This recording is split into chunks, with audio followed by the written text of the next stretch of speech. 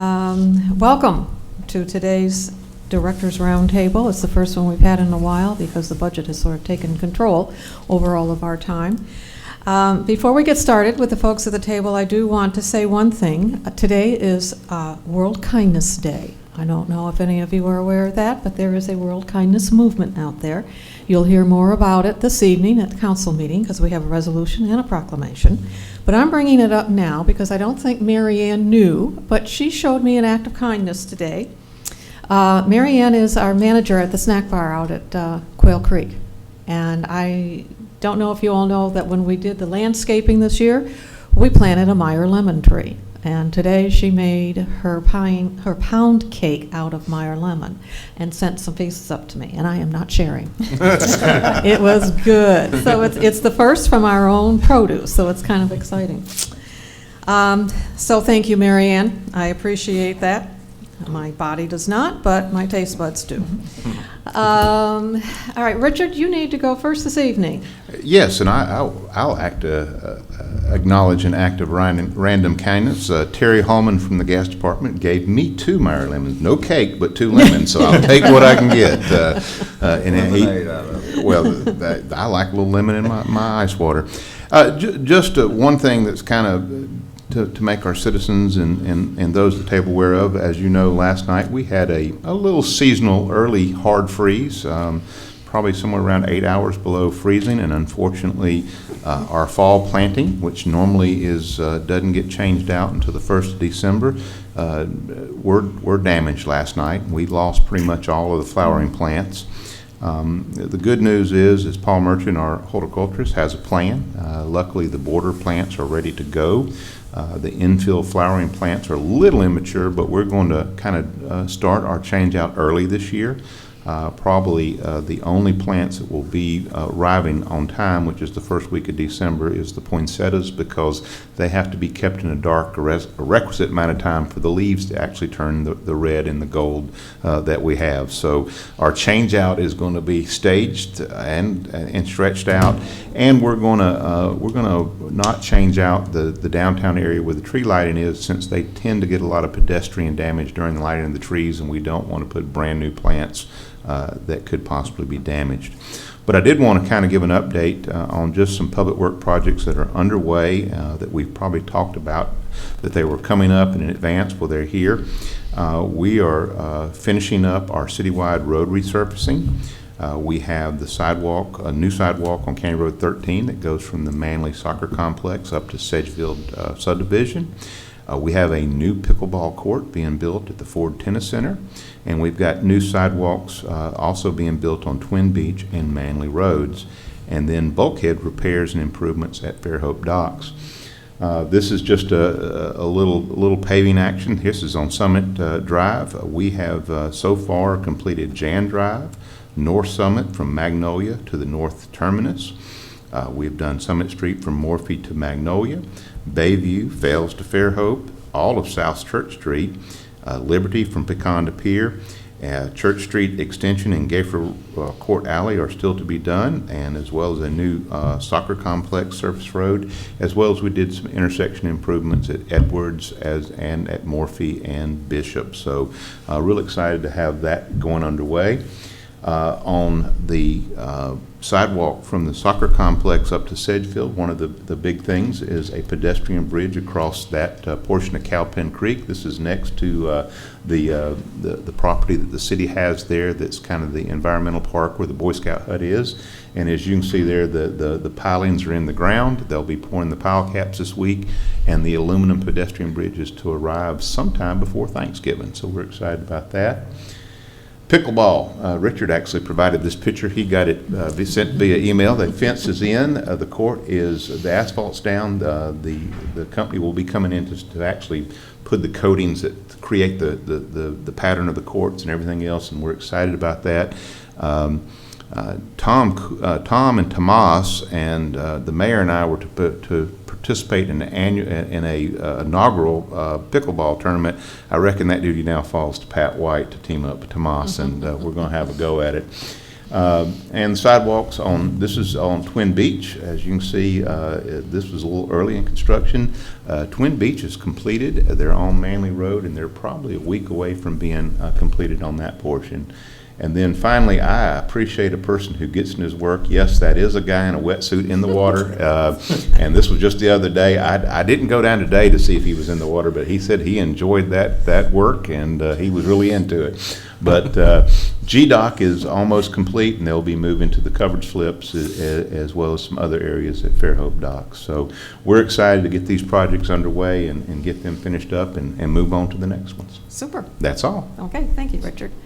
I want to introduce to our viewing audience our new manager of the Nix Center, Ari Tillman. Ari, will you tell the folks a little bit about yourself? Absolutely. Thank you, Lynn, for having me. I appreciate it. My name's Ari Tillman, originally from the Bronx, New York. I am a Yankee fan, but I'm not a Yankee, so I'm happy to be down here in Fairhope. It's a beautiful little city, quite relaxing for my family and I. I've been working with in the Parks and Recreation field for 20 years. Done a lot of youth and teen and adult programming and senior programming as well. So very excited to be at the Nix Center. It's a beautiful place. I want to enhance more than ever the seniors' lives. We owe them a lot. I was practically raised by my grandfather, a World War II veteran, so love him, and taught me blackjack and poker at the age of 7 years old, and playing bingo, and it just being around him and his friends and his senior folk back then, it just made me appreciate them more than ever. So I'm thankful to have this opportunity. I'm going to bring a little more of a variety of programming to the senior center as far as recreation programming, just getting up and more active, having garage sales, the International Food Festival Day. So we've got some cool plans. There's a great staff there. I'm very energetic, and the seniors are more energetic than I am. They invited me to stretch class the other morning, I think, it's just, I'm very excited to be there, and awfully thankful for the opportunity to help the seniors just live a long, enjoyable, and nice life. Great. Thank you for having me. And Appreciate welcome. it. Welcome Thank you. to Fairhope. Hunter, this is your first director's table. It is. So for those out there who haven't met Hunter Simmons yet, he is our new planning manager. Take it away. Thank you. And I do have to say that there must be a correlation between Kindness Day and lemons, because Christina Lejeune in my department brought me 3 lemons. No cake, but I did get more than Richard. So I'm still ahead of the game. yes, I think you win that one with a pound cake. But I do appreciate Christina and her thoughtfulness. In the planning department this month, I don't want to put anyone to sleep during my first meeting here, but we do want to talk about an amendment to our zoning code that we brought up during the last planning commission meeting, and decided to kind of hold that over to give people some more thought. But it's an amendment to the PUDs, and for those that don't know, PUD is a planned unit development.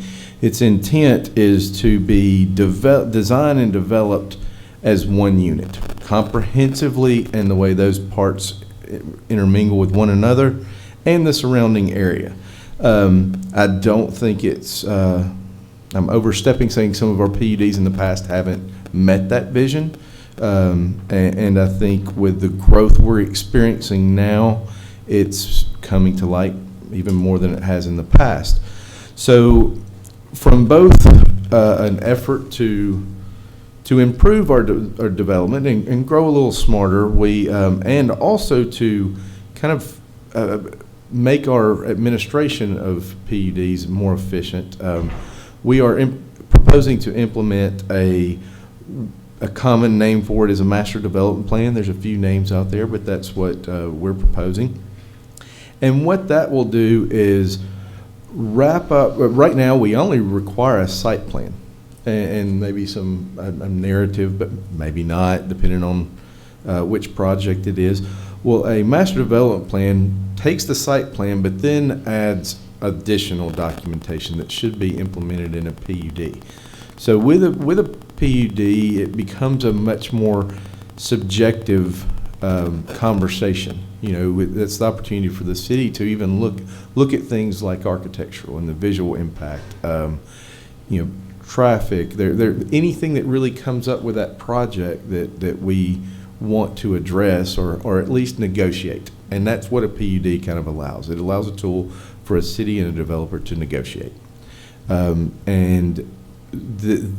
in one sense, this brings the things we'll be looking at to make that a little easier for applicants, for one thing, because they're going to know on the front end with this, they don't get surprised when they invest in engineering and planning and then come into us and we go, hey, we're going to need this and X, Y, Z. You know, it's not a surprise. It's transparent what we're going to be looking for in those projects. But another thing that does, it creates a master document that follows the length of that project. Right now, we've got I think my first week, I got a simple question about a PUD and asked, you know, where is the documentation on this? And I was handed 2 boxes and had to go through every one of those files and look page by page to see what was said. You know, and that's happened repeatedly. So from an administration standpoint, that is very inefficient. What a master development will also lend us is the opportunity to have a master document that follows that. The applicant will be responsible for amending that when they come in with an amendment. So they will bring a new version and ask the city to then pass that, which will take everything that's happened to date and then include the new proposals. If that's passed, then it becomes part of the record. It actually becomes part of the zoning ordinance, and it will be easier to not only for staff to review, but also to disseminate out to the community and what is allowed, and just a cleaner way to do that. And then the last little tidbit that we're adding is a sunset clause for PUDs. Right now, a PUD is approved and never expires. So we're going to we were proposing, and I think my proposal was 1 year, and then they can come back as long as they come back before that expiration, ask for a 6-month extension, then they can do that twice. So in total, 2 years. Now we've got to work out when in phased projects how that's accomplished. You know, because as soon as they pull a permit, and I think we're going to reference building permit, not land disturbance. That once it's started, then the clock, you know, it evaporates. But we also want to be cognizant of phased projects that maybe gets one phase built and then it might be 10 years later. Well, during that time period, you know, goals of the city might change, and we need to be able to address those. So that will be coming on the next planning commission, and if it makes the recommendation, make it through the planning commission, it will come to the council for final approval. Super. Thank you. Thank you. Buford. And good afternoon, everyone. And so one of the ways to help distinguish the 2 roles of the planning and zoning manager, the development services manager, is in a simple way. Hunter is the keeper and the custodian of the zoning ordinance, and I am the keeper and the custodian of the subdivision regulations. And so you will see this from time to time, that when Hunter identifies amendments and changes that need to be made to the zoning ordinance, it's very likely, in many instances, there will be a complementary update or amendment to the subdivision regulations. And so that's what we're here to discuss today. Within the subdivision regulations, there is the provision for a multiple occupancy project that we refer to as an MOP. Sometimes we call it a MOP. It's a unique development tool because it's within the subdivision regulations. It's not only applicable within city limits of Fairhope, it's also applicable within the greater planning jurisdiction of the city of Fairhope. So a property does not necessarily have to be inside the city limits to trigger the requirements for multiple occupancy project. And that requirement is the following: any project that will involve or otherwise result in 3 or more units constructed on real property. So if they're, a good example of this would be an apartment complex outside the city limits but within the planning jurisdiction. Without getting into the minutia and the technical terms and just describing it anecdotally a bit, one issue we've identified with MOPs is very similar to the issue that Hunter identified with PUDs, is that there's really no expiration. The proposed amendments that we've already discussed as a matter of old new business during a planning commission meeting. We discussed this with the planning commission during the November meeting, strictly from a draft standpoint, and we have an amended document that we'll ask the planning commission to commit or to consider adopting at the December meeting. And what it essentially does is that it requires the same closeout procedure for an MOP as would a typical subdivision. A typical subdivision, 50 lots, et cetera, goes through a process of receiving a preliminary approval. Then the development entity has 2 years to build, go through final approval, and then actually record that subdivision. That provision does not exist with an MOP. So we've tried to recreate that process to an extent with conditions of approval, and that just is not effective and is difficult to manage. So the amendments that we're proposing will impose the same closeout requirement for an MOP as would be a typical subdivision. And again, this is all a function of the subdivision regulations.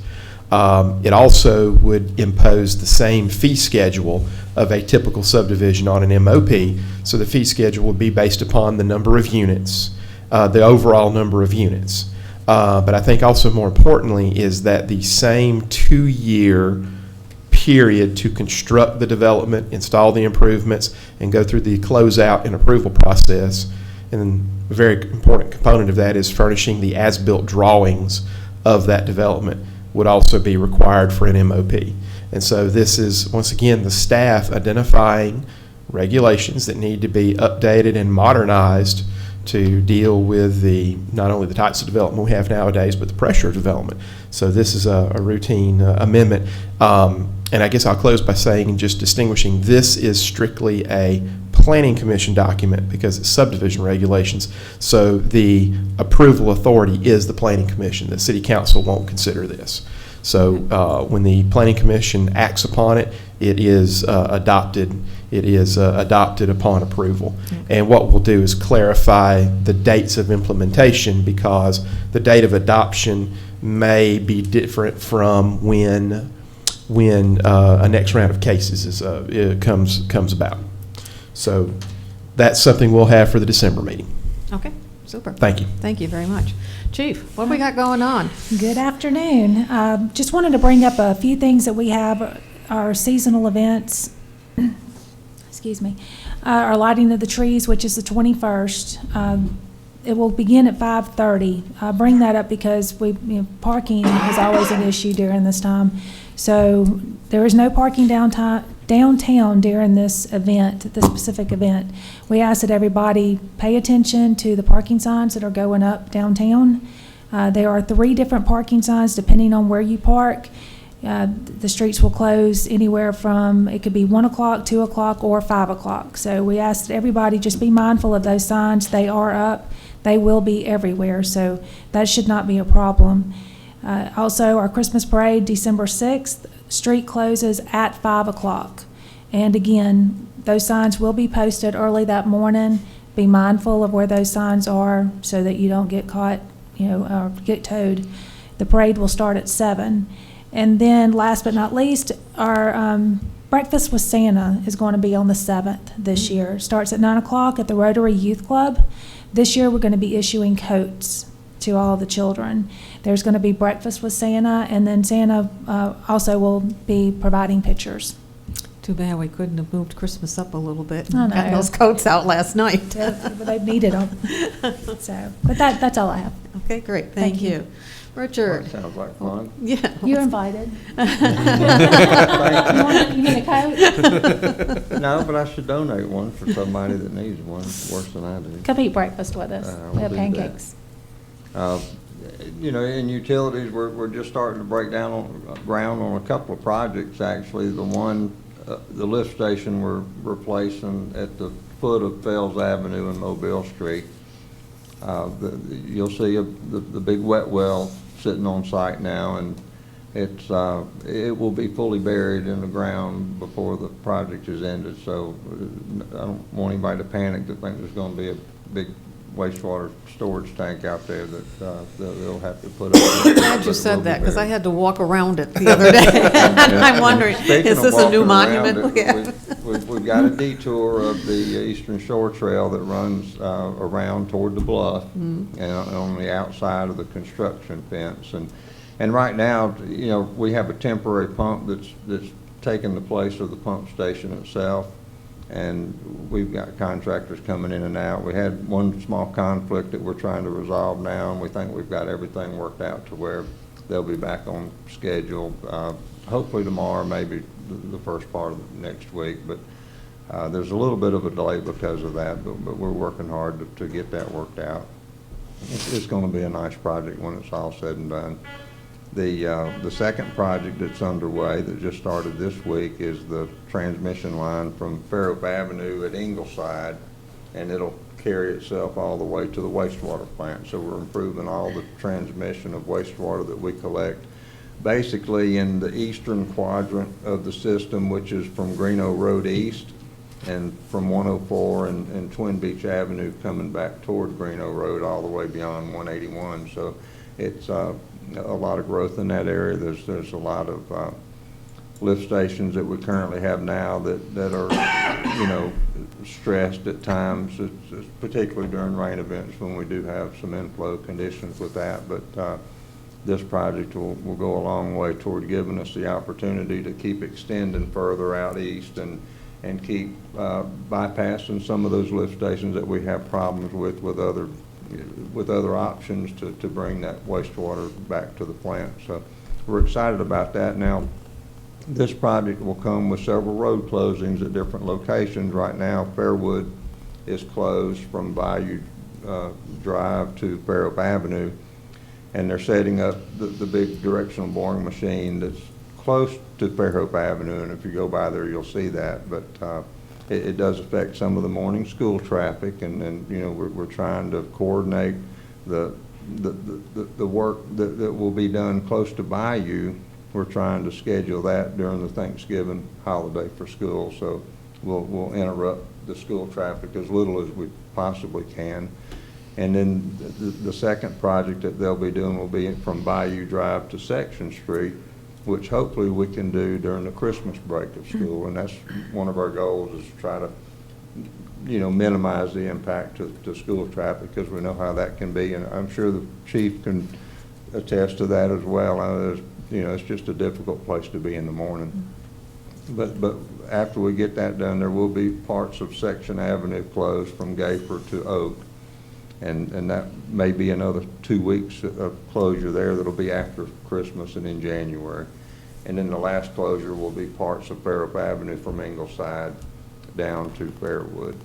And, you know, the contractor's cognizant of, you know, the inconveniences that take place because of that, and they're trying to work their schedule to minimize impacts. And hopefully we'll be done before the Mardi Gras season starts, and you know, nobody will know that we were even there, hopefully, at that point. How much advance notice time are residents going to get with I'm these? sorry? How much advance notice are the residents going to get with these closures? I don't think they got much of one today, but I think that we have tried to give the information to where it can be put on the website. Okay. I don't know if we were successful this time or not, but we'll try to start posting information on the website in some form, and Jessica may know more about how we can do that, but Would that be an Everbridge may appropriate? be an option. That's what I was thinking. Would Everbridge be the So appropriate use? If somebody lives, you know, or travels in the Fairhope Avenue north section, Bayou Drive, Fairwood, they may want to, you know, apply or somehow register to have those Everbridge notifications sent to them directly. That would be a convenient way to find out. But, you know, there won't be any one detour that'll last more than a couple of weeks, but there will be at least 4 during the process of the project. So we just hope everybody can be patient with us, and we just need to get these things done so we can continue to provide quality service to our customers, and that's one of our goals. Well, this is part of the necessary work to be done that the citizens have asked for, so. Well, and we're trying to respond to that. And, you know, it's a slow process, you know, by the time you go through the design phase and you get, you know, something on paper to where people can look at and and we go through it and try to make sure we've covered everything we can while we're in that right of way. And one good example of that is the next project that we hope to have out for bid within the next week or so would be the Church Street outfall system, which will extend from the wastewater plant to Fells Avenue. And in that particular project, we won't be doing as much directional boring because we're also trying to improve the water system in there, especially since we've just got possession of the K1 property. We think, we want to try to beef up the fire protection capability out there for that.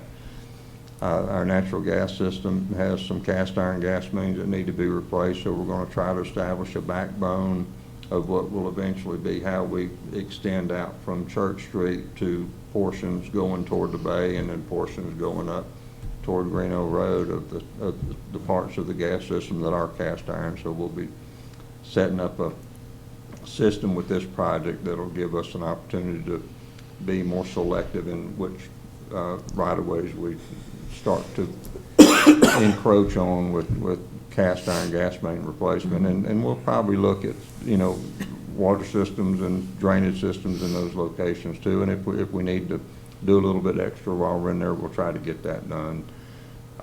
And of course, we'll also be trying to do some rehabilitation on sewer while we're in those locations too, which is not so much as an obstruction to the pavement, because we can do some cured in place pipelining and we can even line laterals out beyond the limits of the pavement. But in some cases, there are some sections of the sewer that have offset joints where you have to dig those up and replace them so that when we do a slip lining project, it's a smooth pipe transition all the way through from manhole to manhole. So that's what we'll be trying to make sure that we cover every aspect of utility needs. And the last one I forgot to mention, we're still going to be trying to put in a couple of extra conduits for fiber, so, and I know our IT department, would like connectivity from City Hall to the wastewater plant, or from City Hall to what is now the Church Street substation, but a point where we can tie on to the fiber that we currently have. So we'll be trying to harden our fiber connectivity and maybe have opportunities for fiber to the home type service down the road. And I know the mayor's really keen on trying to get that accomplished.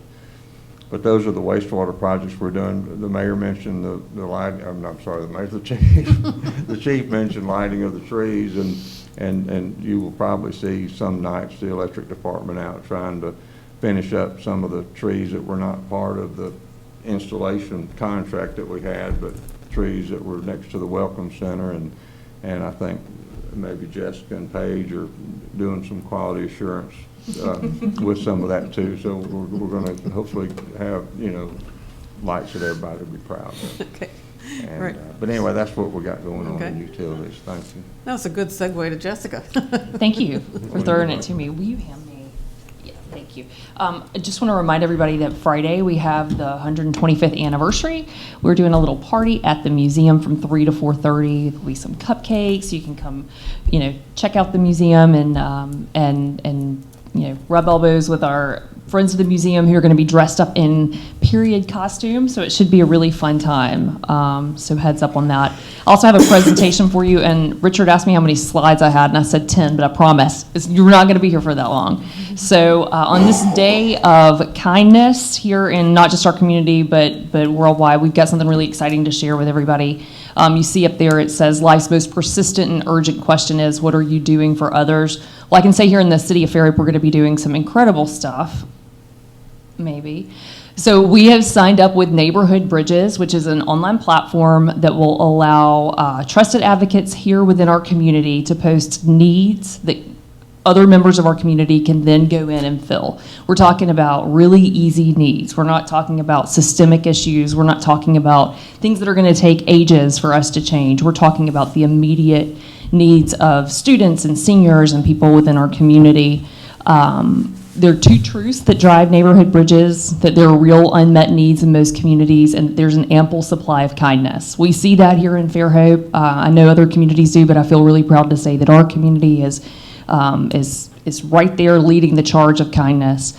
That that print is very small, but some examples of kindness is, clothing, shoes, personal care items, furniture, summer school intervention fees, items like that that are immediate needs, not things that are going to be, we're not paying for rent, unfortunately, we're not set up to pay for utility bills, but we do know that there are a number of ways we can help people. These may just be drops in the bucket, but it takes a whole lot of drops to fill up a bucket, so this is how we get started. The rise of poverty obviously has become pretty swift. Here in Fairhope, our growth rate being what it is, our poverty rate is also rising. We may not see that when we go down the streets. We have beautiful flowers, and we have great lights on our trees, and we've got wonderful things, but there is, another sector to our community, and that is people who have needs. They look just like us. So we will be using this platform to kind of harness the power of social media, harness the power of this website. Let me see if I can show you. Well, so let's go to the next one. So up there you'll see what citizens do. There's a need up there that I put up as a test need. It's shorts for boys for winter because, unfortunately today it's cold, but most days it's not that cold. That 3 brothers need a pair of shorts for school, uniform shorts. So what happens is you can click on that little purple button. It pops up, you can fill a need. You put your name, you put your email address, and you put a message, and you say, I can fill that need. We send you something back that says, thank you for wanting to fill that need. This is where you can drop it off. Make sure you put it in a bag that's got a number 1 or a bag that has number 2 on it.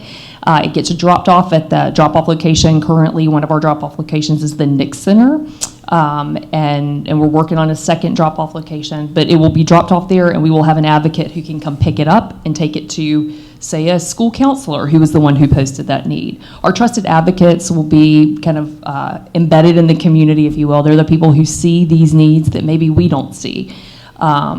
They're school counselors, they are our faith leaders, they are hopefully people on the police force who see things that we do not get to see on a daily basis here on the streets.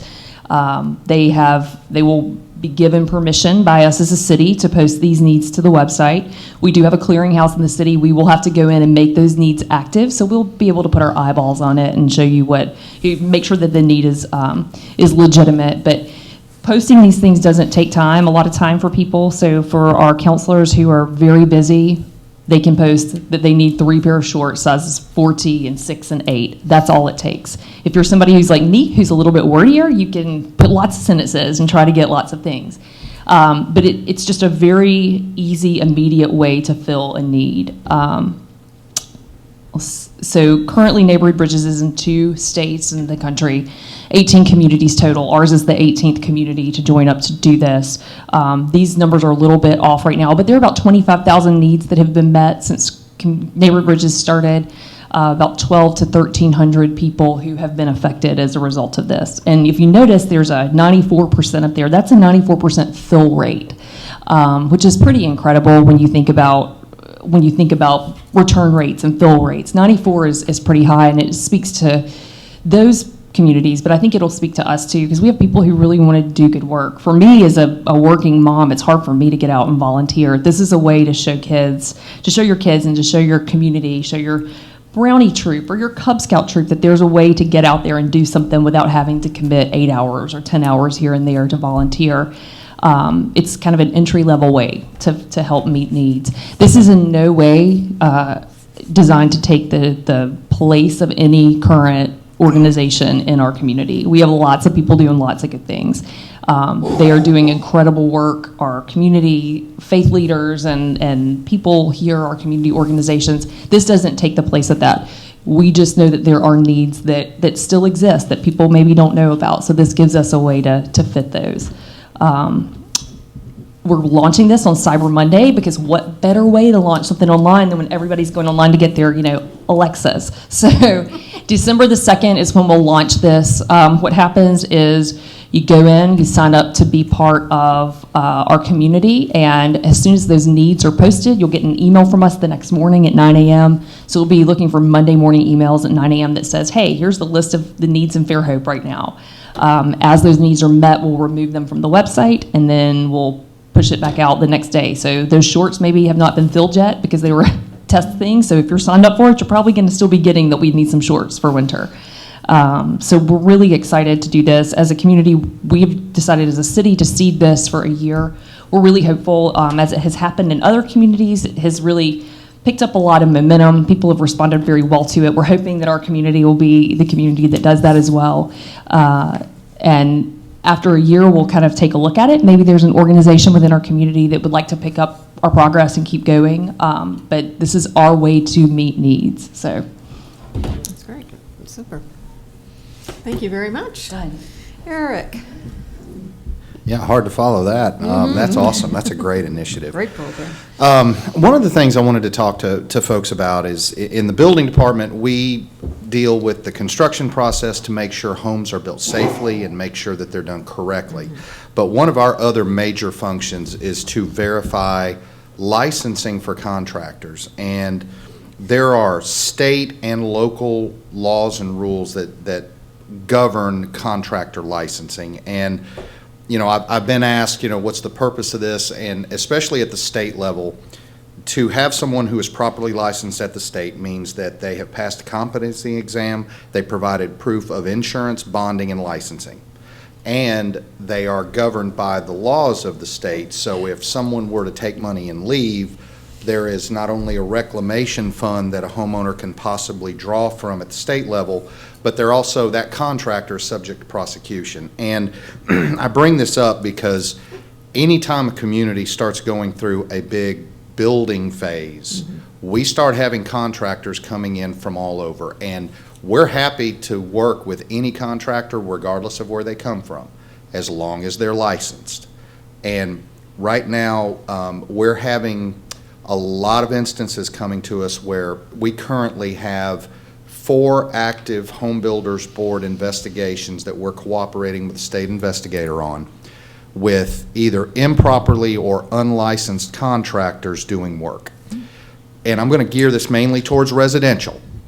The state law is any roof work done that is in excess of $2,500, that's the dollar limit, requires an Alabama Home Builders Board licensed roofer. That is a state requirement.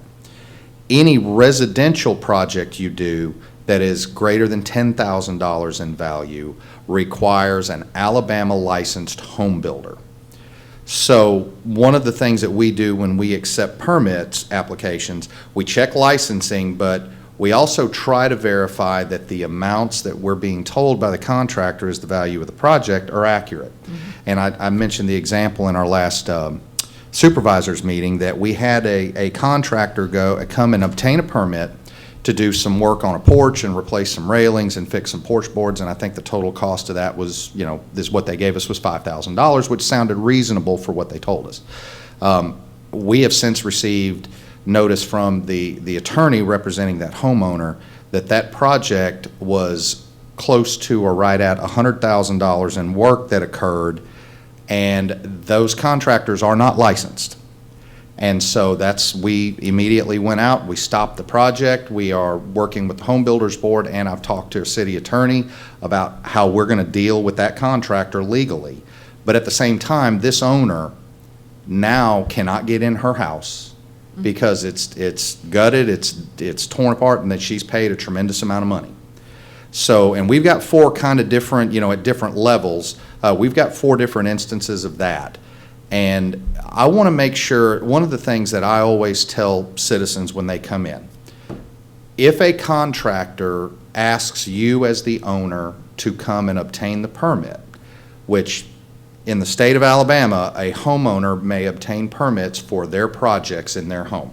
They can get permits to build, plumb, wire, and do HVAC work. The only thing an owner is not allowed to do in Alabama is run gas piping. That requires a master gas fitter, but otherwise a owner can come and obtain permits.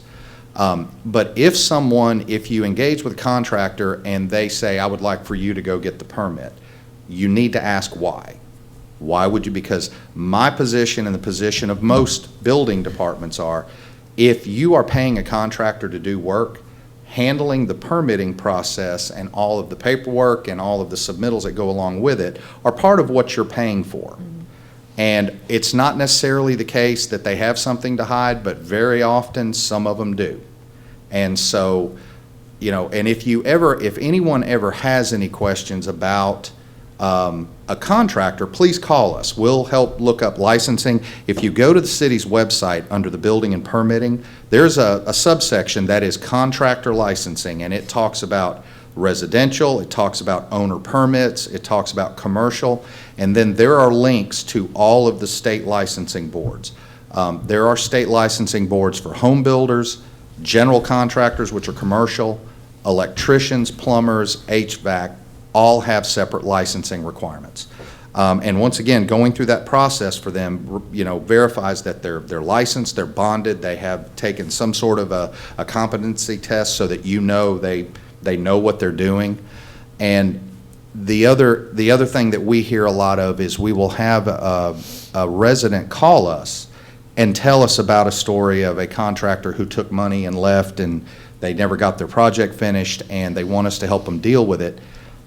For whatever reason, if I get 10 of those phone calls, 9 of those residents never send me anything in writing. And I ask them to, please send me some documentation, because we can't prosecute or put someone in court if we don't have documentation of what happened.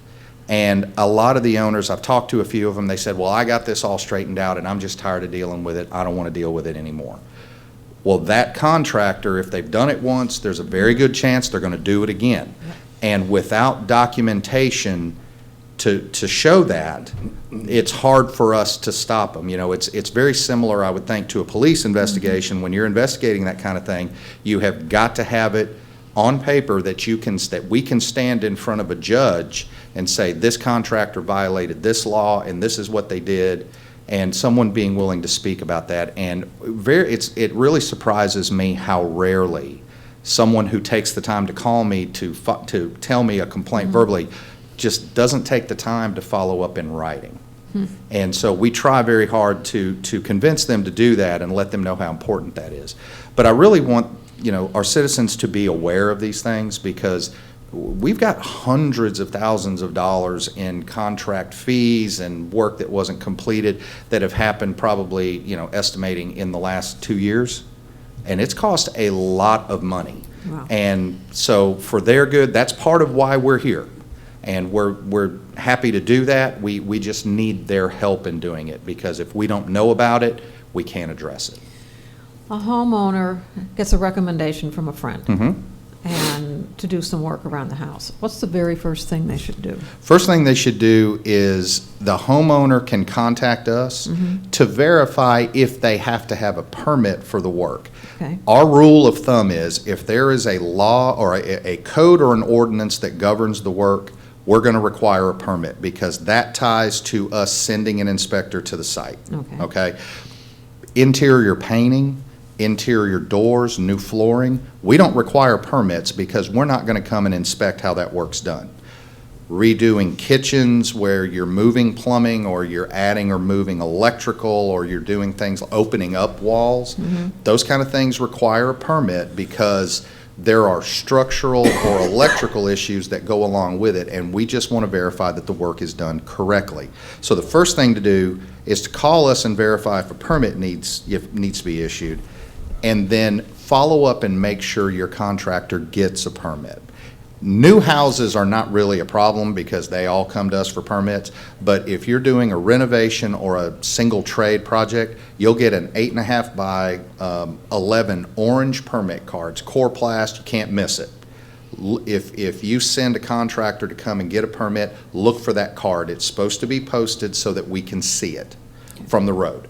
And in any other question, just contact us directly or go to our website. We've put a lot of information on the website, and that will help kind of guide you through it for folks who aren't familiar with the process. And I just want to reiterate, that will help them find out whether or not the person they're talking to is licensed. That is correct. And one other kind, and it's not exclusive, but another good resource is the Home Builders Association here in Baldwin County. They're located on Plantation Boulevard. Not just because they're a member of the Home Builders doesn't necessarily mean, you know, that those are the only folks you should speak to, because we have a lot of very good licensed contractors that just aren't part of that organization. But the Home Builders publish a directory, and it breaks that directory down into flooring contractors, drywall contractors, electricians, remodelers. So if you've got a project you're wanting to do and you need to find specific trades, their directory is going to break down their membership based on the trades. Okay. And Eric, quick question. Sure. For a resident that's having some work done and they get a quote that's over $10,000, but they see a permit come in and have the orange placard, how can they know that they didn't just pull that 10,000 under? Oh, sure. The easiest way is you'll see the orange placard, but there will also be a paper report permit that's issued, and it'll list the address, the permit number, it lists the contractor, and it will list the value. It'll state project pulled for porch repairs, and it'll say $6,000. And it lists that on the permit card is the placard we use for identification. The permit is a paper form. Okay. And it lists all of the pertinent information on that permit. And it'll tell them exactly what we were told and what we issued that permit for. So that homeowner should be asking for that piece of Should ask paper. for that piece of paper, and that will tell whether or not what they asked for is what is actually being done. Okay. And Lynn, the one thing, is just from a consumer advocacy, is that one references, and if you're going to have a contractor doing work in your home, ask to go visit work he has done in other homes of a similar nature.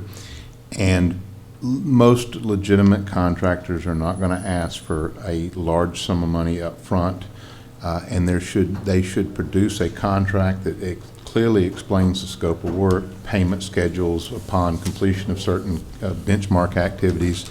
And I'm a big advocate that any contract should have what's called a retainage, meaning that you don't, if 50% of the work is completed at a certain time, you're not going to pay 50% of the money. You're going to retain like 10% of that 50%, and that is only released when the job is completed and acceptance. That always gives the consumer the ability to ensure that contractor is going to come back and finish a little punch list item or something like that. Right. But most of the licensing boards have people that will confirm that they're qualified to do that work, and they want to know it too, because the one thing that's disrespectful to the honest contractors is they want to make sure that there aren't dishonest contractors marketing work that they're not qualified or licensed to do. Correct. Great. Okay. Thank you, folks. Thank you. Very much. Thank you. Everybody.